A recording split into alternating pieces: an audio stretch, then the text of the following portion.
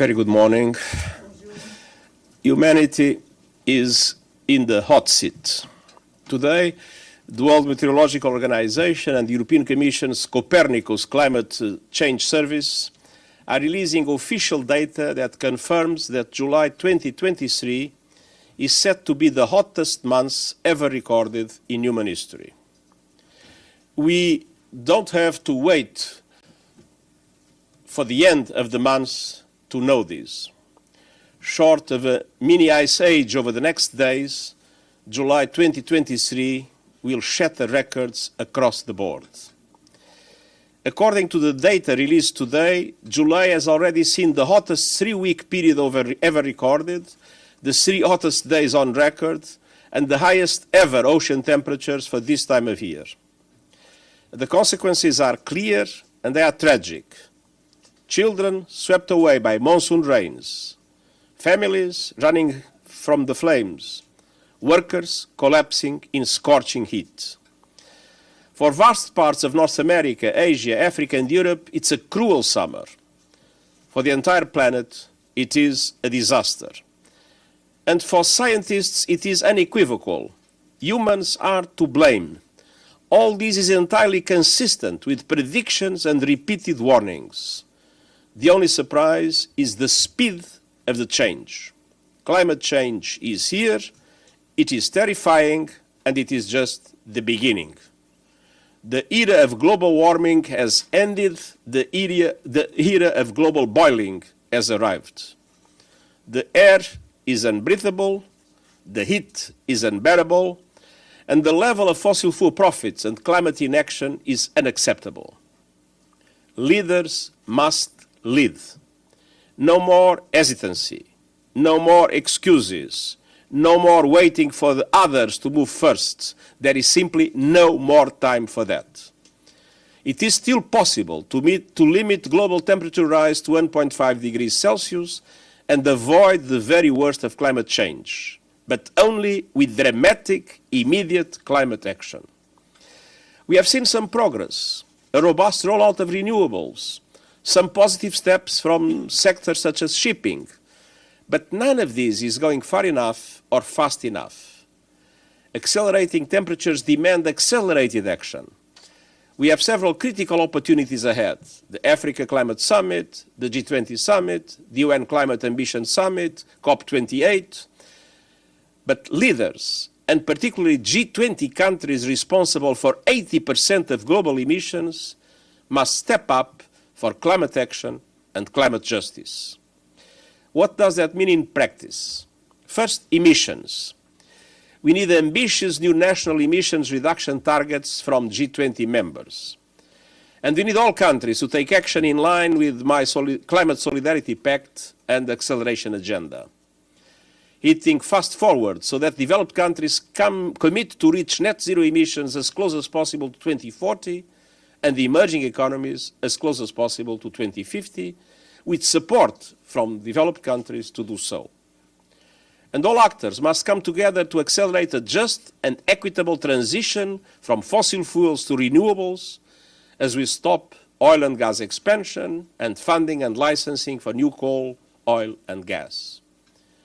Credible plans must also be presented to exit coal by 2030 for OECD countries and 2040 for the rest of the world. Ambitious renewable energy goals must be in line with 1.5 degree limit. And we must reach net zero electricity by 2035 in developed countries and 2040 elsewhere, as we work to bring affordable electricity to everyone on Earth. We also need action from leaders beyond governments. I urge companies, as well as cities, regions, and financial institutions to come to the Climate Ambition Summit with credible transition plans that are fully aligned with the United Nations net zero standards presented by our high-level expert group. Financial institutions must end their fossil fuel lending, underwriting, and investments and shift to renewables instead. And fossil fuel companies must chart their move towards clean energy with detailed transition plans across the entire value chain. No more greenwashing, no more deception, and no more abusive distortion of antitrust laws to sabotage net zero alliances. Second, adaptation. Extreme weather is becoming the new normal. All countries must respond and protect their people from the searing heat, fatal floods, storms, droughts, and raging fires that result. Those countries on the front lines who have done the least to cause the crisis and have the least resources to deal with it must have the support they need to do so. It's time for a global surge in adaptation investment to save millions of lives from climate change. And that requires unprecedented coordination around the priorities and plans of vulnerable developing countries. Developed countries must present a clear and credible roadmap to double adaptation finance by 2025 as a first step towards devoting at least half of all climate finance to adaptation. Every person on Earth must be covered by an early warning system by 2027 by implementing the action plan we launched last year. And countries should consider a set of global goals to mobilize international action and support on adaptation. And that leads to the third area for accelerated action, finance. Promises made on international climate finance must be promises kept.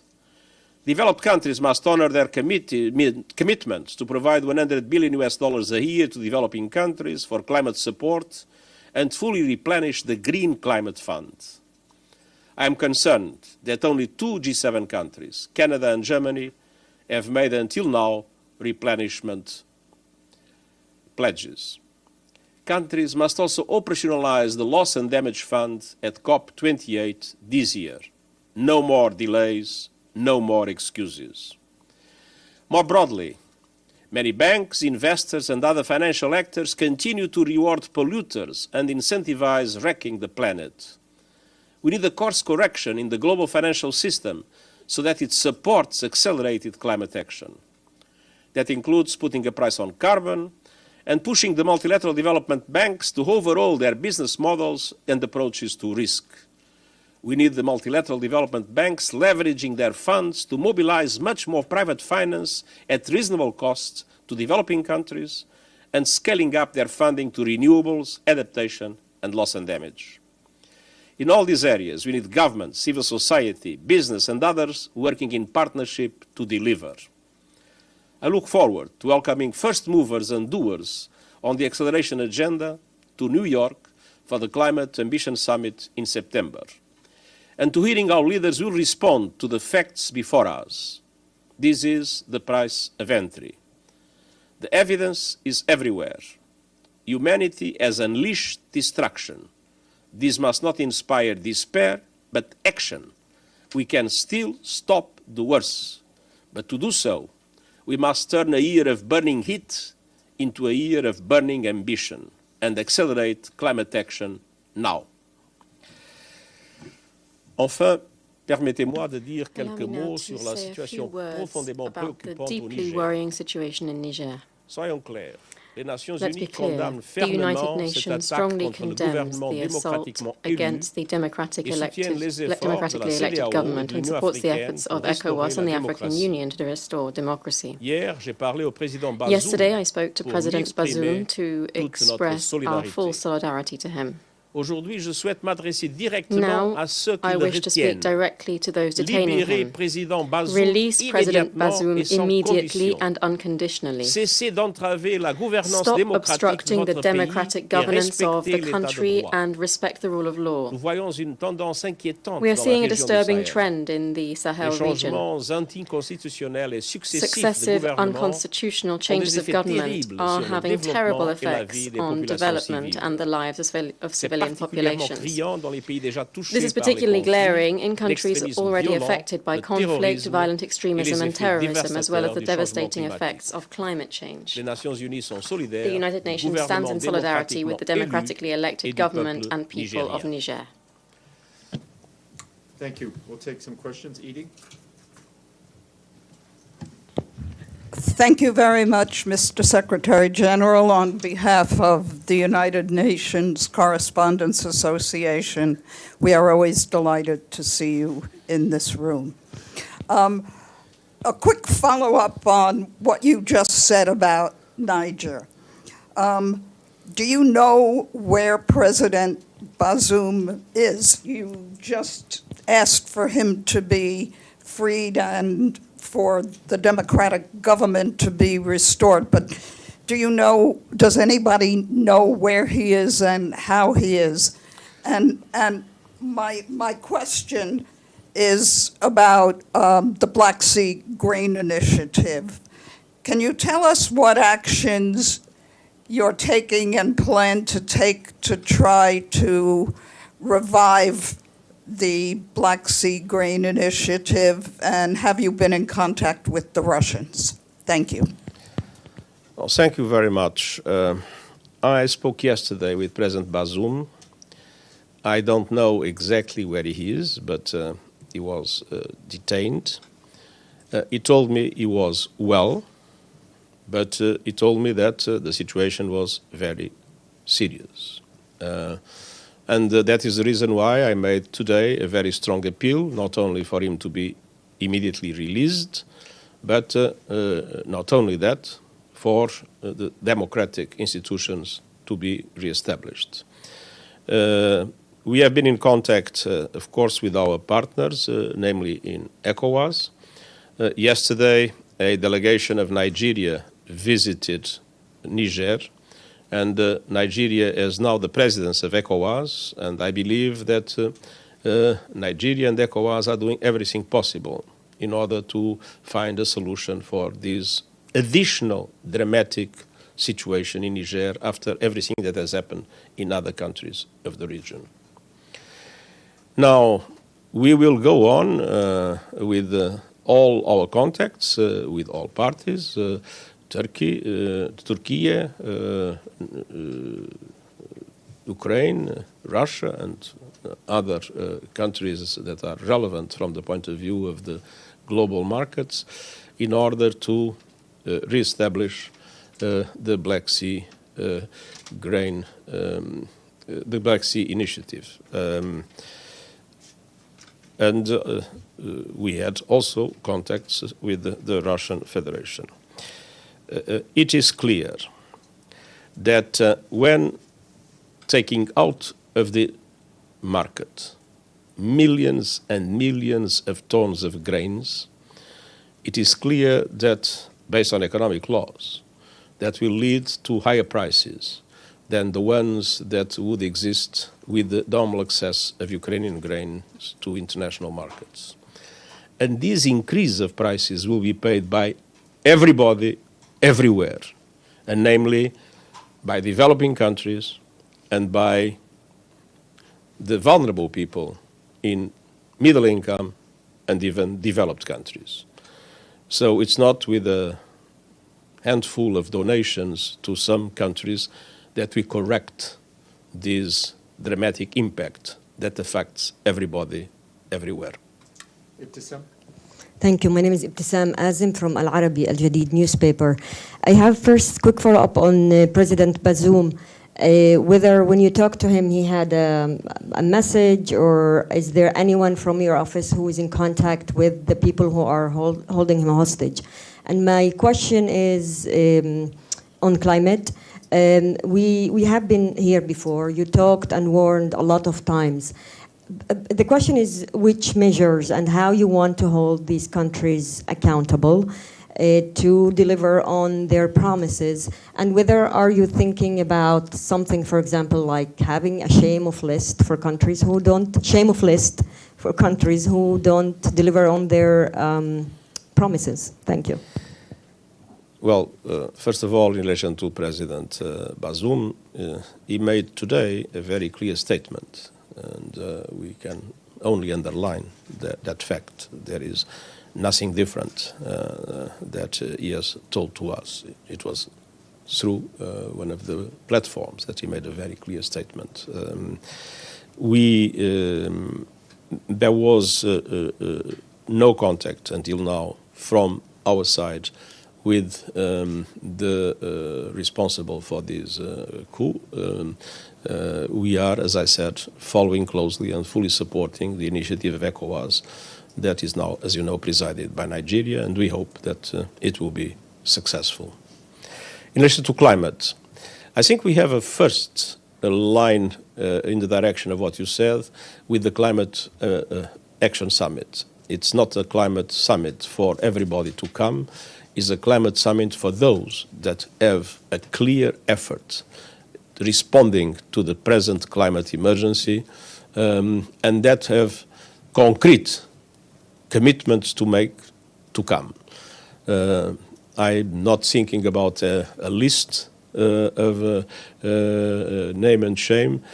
I'm thinking about, for the moment, the most important is concrete stimulus for countries to do what they need to do. Deji, then James. Secretary General Xu Dezhi with China Central Television. A quick follow-up on Edith's question on the Black Sea Initiative. Will the United Nations support a initiative without Russian Federation? And I remember in the beginning of this year, you hope that the conflict between Russia and Ukraine could finish this year. But with the termination of the deal, we saw the escalation, obviously. Do you still think this conflict could end this year? Thank you. Well, indeed, there was not only the withdrawal from the Black Sea Initiative, there was the systematic bombardment of harbor installations and even deposits of grain. So it is indeed a serious escalation, unfortunately an escalation in relation to precious commodities for the international markets. I'm not a witch able to predict the future, but we are very concerned that a prolonged conflict will have even more dramatic impacts globally and particularly in relation to developing countries. My first question, will the UN support a grain deal without Russian Federation? I mean, we need to be pragmatic. We need to do things that are possible. And we are doing every effort we can to guarantee the access of both Ukrainian and Russian food and fertilizers to global markets. James? James Bays, Al Jazeera. So, quick follow-up on Niger first. Could you lay out for us what a coup in Niger means for the stability of that region? Are you particularly concerned about Niger because it's an exporter of uranium ore? And then on climate... On Niger, sorry? The second part was about the fact that... No, you said... How concerned are you for the stability of the region and the fact that Niger is an exporter of uranium ore? The fact that uranium comes from Niger, is that a particular concern? And then on climate, your comments, a lot of them were directed to the G20. Is the G20 summit in Delhi now potentially more important this year than COP? First of all, on Niger, I am indeed extremely worried. If you look at the region, you have a dramatic terrorist increase of activity in Mali, in Burkina Faso, in Niger, and coming closer and closer to the countries of the coast. You have military regimes in Mali, in Burkina Faso, now eventually in Niger, a fragile transition in Chad, and an horrible situation in Sudan. So we are witnessing that the whole belt south of the Sahara is becoming an extremely problematic area with terrible consequences for their populations and with terrible consequences for peace and stability in the African continent and further afield. So this is indeed another symptom, another, I would say, very dramatic event that only benefits the terrorist groups operating in the area that are becoming more and more dangerous everywhere. The uranium. Second question. I have the impression that all kinds of regimes all over the world are always very keen to making money with the resources they have. So my present concern is not about uranium, it's about people. Question about the G20. And the G20, is the meeting in Delhi now more important than COP, given your focus on the G20 and what No. they have to do? The COP is the decisive moment where the international community comes together. But the crucial problem to reduce emissions is to make sure that the big emitters reduce emissions. But small island developing states are victims of climate change. They are doing their best to reduce their emissions, but they are not the problem. The problem are developed countries and the emerging economies that meet in the G20. And so the G20 success is a basic precondition for the success of the COP, because nobody else can compensate if those members of the G20 do not seriously engage in a dramatic reduction of their emissions. Celia, and then we have to go. Can I ask my question in French?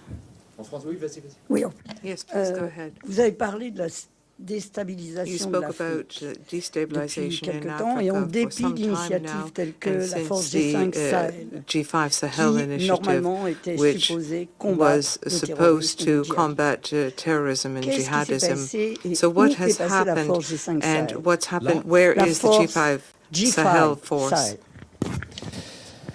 Quand le G5 Sahel a été When the créé, G5 Sahel force j'ai was eu created, l'occasion de dire I d'une had the façon opportunity très claire to aux membres say du Conseil de quite sécurité clearly to the members of the que je ne Security croyais pas Council à l'efficacité that I did d'une not force believe that the sans efficiency, un the financement effectiveness of garanti such a force et without sans un mandat financing, clair without guaranteed sous chapitre financing, 7 without a clear mandate under Chapter du Conseil de 7 sécurité des Nations Unies, by aussi the UN Security permettant Council, des mécanismes de contrôle would du point de allow vue du respect for des droits humains, du point de respecting vue human rights and setting up control mechanisms de l'utilisation correcte des fonds and the proper mis à la use disposition of des funding forces. made available to Et je such a maintiens force. ma position qui est And d'ailleurs I maintain exprimée that dans, position, which, in dans point le of fact, nouvel agenda pour la paix. I expressed in Nous the avons new agenda besoin for peace. d'opérations d'imposition de la paix We et de need lutte contre to le terrorisme have a force soient which imposes des forces peace and africaines combats terrorism. robustes, We need to have robust African avec un mandat forces précis with sous a chapitre 7 clear-cut mandate et under Chapter avec 7 un fondement, un financement with garanti.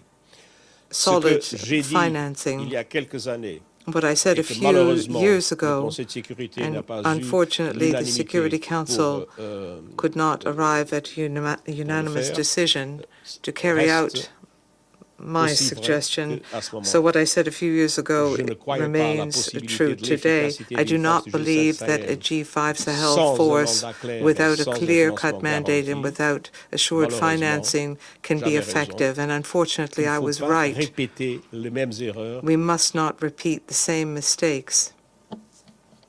tous les jours.